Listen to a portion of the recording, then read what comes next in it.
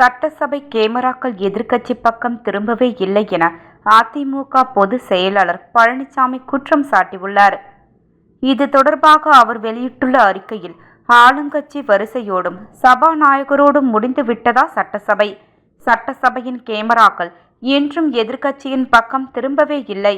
எதிர்க்கட்சி வரிசை உங்களை அவ்வளவு அச்சுறுத்துகிறதா? முதல்வர் ஸ்டாலின் அவர்களே, எதற்காக இவ்வளவு அஞ்சி நடுங்குகிறீர்கள்? யார் அந்த சார் என்ற நீதிக்கான கேள்வி உங்களை அவ்வளவு உறுத்துகிறது என்றால் மீண்டும் கேட்கிறேன், யாரை காப்பாற்ற முயற்சிக்கிறது இந்த ஸ்டாலின் மாடல் அரசு? மக்கள் நலனுக்காக எதிர்க்கட்சியின் கேள்விகளை மக்கள் பார்த்துவிடக் கூடாது என்று ஸ்டாலின் மாடல் அரசு இத்தனிப்பது ஜனநாயக படுகொலை.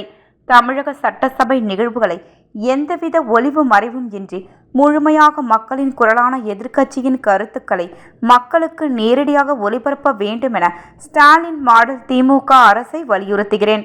தமிழக சட்டசபை பொதுமக்களின் தேவையை சபையேற்றி சட்டமின்றி திட்டமின்றி செயல்படும் திமுக மக்களின் மேடை, திமுகவின் பொதுக்கூட்ட மேடையல்ல, இவ்வாறு பழனிசாமி கூறியுள்ளார்.